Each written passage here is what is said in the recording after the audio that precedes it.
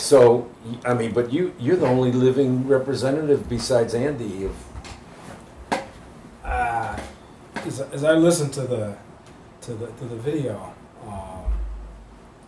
from my perspective, what was significant about your going in there, dealing with those Springfield empty spaces. Number one, you went in with the assumption that growth is possible. Now, that could be said, oh, that's something we're just taking for granted, obviously, but I don't think we should downplay the importance of that. that's absolutely One, right. you went in Yeah. with the belief that growth is possible, accompanied by using the process of science to begin to explore all these spaces. Yeah, And all of these phenomena, the school, the community head start, that required analysis through a scientific orientation, where we begin to explore these phenomena. Now, impact, immediate impact, was when you had that question asked of the community, where do you want to be? What do you want to do for the rest of your life? You're telling them growth is possible. this is true. And they go, oh my goodness. Not that they articulate that, but they get that experience. For once, I'm beginning to see that growth is possible. And you put that in the context of a society, community, schools, family, where we're still, and we were at that time, dealing with the conflict of heredity versus environment. We are Absolutely renewed now. with Not only just rigor. black, white, just Right, one person to another. right. To what extent are we determined by our heredity, our genes, and maybe our early conditioning and our circumstances? And to what extent can we use the environment, be supported by the environment, to rise above that? So that's the conflict. Conscious of it? No. But here they are, stuck in that morass, that bind, and someone's asking them, what do you want to do with the rest of your life? Wow. There's a signal there for growth is possible. So I contend I want to reward that. that is the first thing I did. most powerful in which Yeah, no, I have a profound belief. You know that from Yeah. all the things I've said. I have a profound belief that it's not just possible, but under facilitative conditions, it's probable.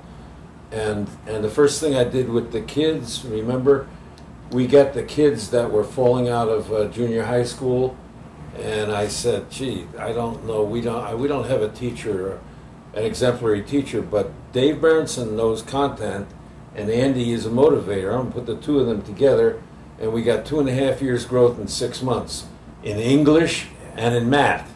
I was for everybody else. That really wasn't for me. I already believed that. Well, the thing that illustrates for me is that you go in with growth as the hypothetical construct about which there's so much for us to learn.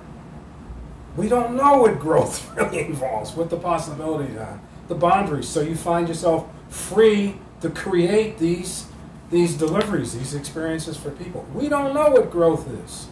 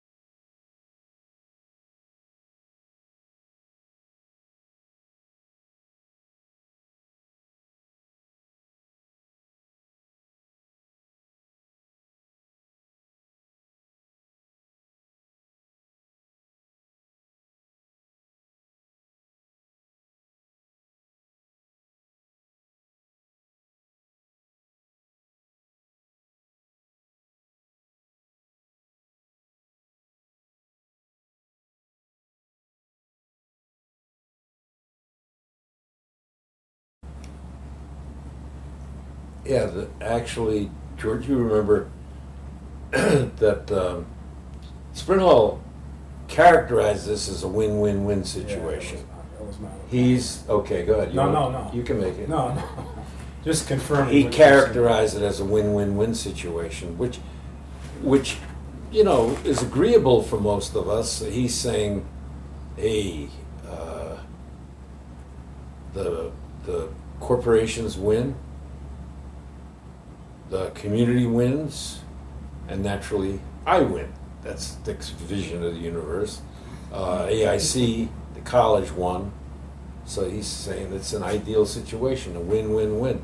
And we couldn't pull this off unless we changed our thinking to grow, grow, grow, which meant not just growing these people beyond anything they ever conceived of, but also growing the corporations to start interviewing them for jobs that where they saw them as the enemy stalking their employees. You know, by the time we were done, our guys were winning the jobs on interviews because we didn't have a clear path into getting those jobs. We just skilled them in interviewing, took their IPS and skilled them in interviewing. They won the jobs, and so we had to grow the community, we had to grow the corporation, and we had to grow the rest of town, the other parts that fit into this picture. Yeah, and through that growth, benefits emerge. Benefits of the parties involved. No, I think you take me back to the basics there. Yeah, I think that's why Sprint Hall got me. Is I had this profound belief. Probably had discussions with him that, you know, I had a course in intelligence from Dick, and I understood the G factor of intelligence, which I don't get into all these individualized intelligence. The G factor, general intelligence, means that going down the path that you have chosen, you absorb all the critical elements of your environment. So you know everything you need to know to be successful in this chosen path. That's the G factor, basically. And I think he believed, the people that we surveyed never felt free to choose a path, let alone to be taught, okay, now concentrate on all the elements here and put it together in a thinking system.